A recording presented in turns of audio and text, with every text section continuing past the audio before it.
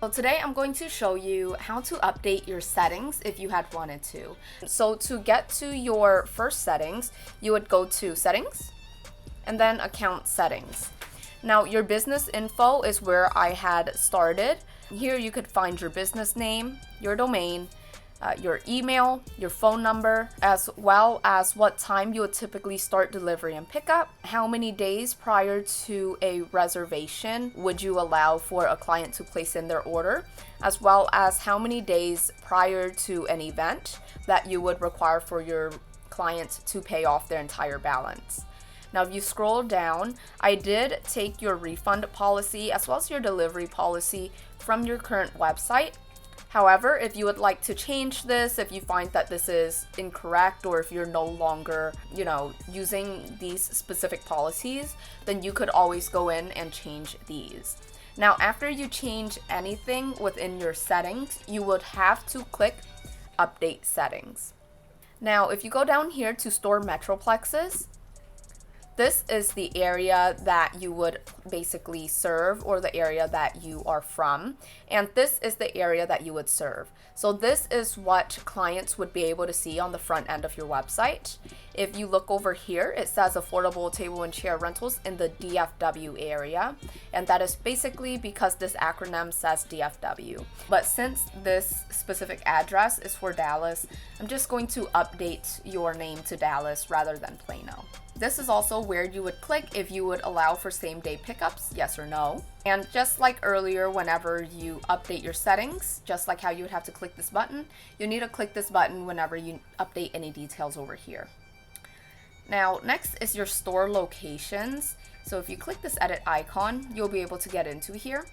Here, you'll be able to put your location name, the address in which you would like for your clients to pick up at, or the address in which you would like to start your delivery calculations at. Here, you're also able to put in the phone number. Is customer pickup allowed? Yes or no.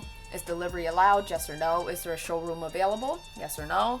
If you scroll down, I've already inserted your Google Business Profile link into here for you, so you don't have to do that. But if you scroll down more, here is where you'll be able to change your store hours. So now I did get this straight from your website, and I made sure that Sundays is not open. So you're only operating from weekdays through Saturdays. Going back to your account settings, this is where I ask for your payment method. Later down the line, since I know that you're using Square, you'll be sent a instructional video on how to find your API keys on your Square account in order to integrate into this website in order for you to be able to take credit card payments. Now I'm going to send that separately, so I'm not going to show you how to do that here today. However, something that you would like to keep in mind is currently your payment mode is on testing. This means that if you test it, it will not actually take any money from these cards just because it is not working. Or actually, since you don't have any API keys, it won't work. But something to keep in mind is that whenever you do launch, you need to make sure that you change your payment mode to live, just so that you are actively taking your client's payment information. Now, if you go over to pricing, this is where you'll be able to change your pricing amounts. This is the sales tax rate, the minimum subtotal amount required for a delivery order. You mentioned you don't have this, so I kept it at 0. A default early delivery fee, this would be $60. Early delivery end time, basically you said anytime before 9 a.m. you would consider early delivery. Same day pickup fee, if you end up putting same day pickup as yes, this is where you would input that fee. Now, this is the apartment fee. Just because apartments do have stairs, I did put the $25 in for you. Now, this is the deposit amount, and we wanted a deposit of 50%. This is the auto full deposit cap, meaning any item under $50 will have to be paid in full. Now, this is your default handling fee and will call fee for $15. And you have no damage waiver percentage just because you did protect yourself within your contract. And lastly would be your contract fee. And this is basically what you charge your clients in order to send out their contracts.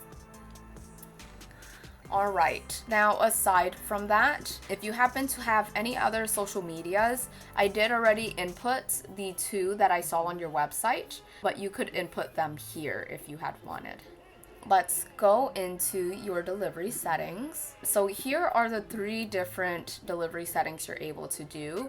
Now you did want to set up price per mile, so I've set that up for you. You'll notice your base fee is $50, your minimum fee is $60, and your subtotal percentage is 5%.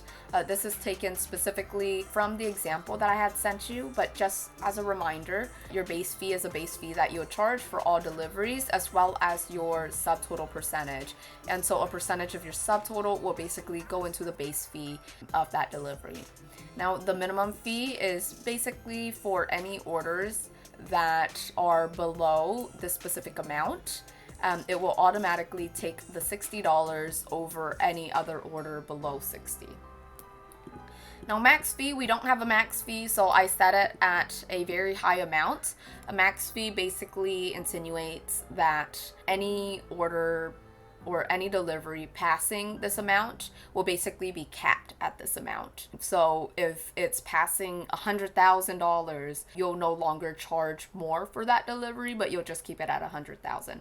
Now, the reason why I put $100,000 is because typically people don't like to cap their delivery fees, especially here in Texas. Since we are traveling so much in Texas, there's so much land, you know, I don't want to limit you to what deliveries you're able to charge for. So I put it as the highest amount I could possibly think of, which is just $100,000, because I think no one will pay for a $100,000 delivery fee. Over here, you're able to find your price per mile, and I've set it up exactly like how it was on the example that I had sent you.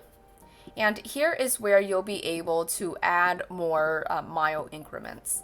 Now, as a reminder, this is how it basically is set up and how it works. So basically, any mile ranges from 1 to 10, it will be $2 per mile.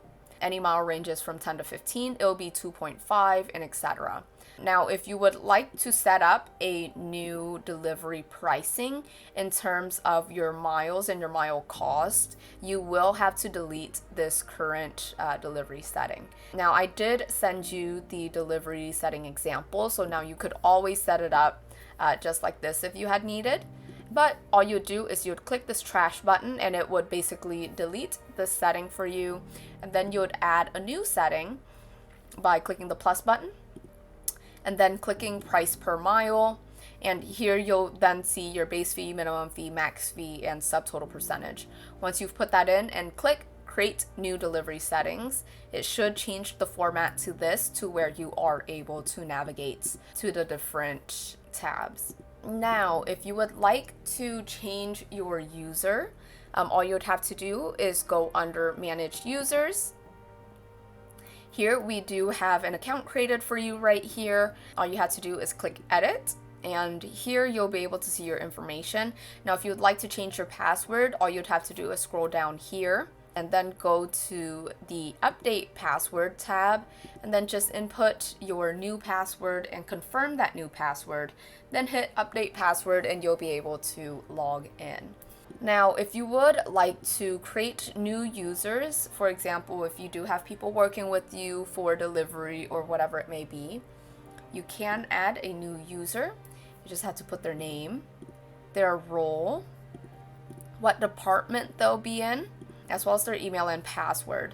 And it is important to keep in mind that your role does give you limitations. So for example, as an admin, you're able to basically oversee the entire website. So you're able to see every single report, every single order that's coming in, etc. Now, as a manager, you would basically set them to only be able to view what their specific functions are, as well as the functions for their team. So for example, they may not be able to see all of your reports, but they will be able to see your orders, and specifically under schedules. This is where most of the employees will work under. Clean and prepare, this is for warehouse, as well as will call pickups and will call returns. This is for warehouse employees, while delivery and pickups is typically for your delivery team.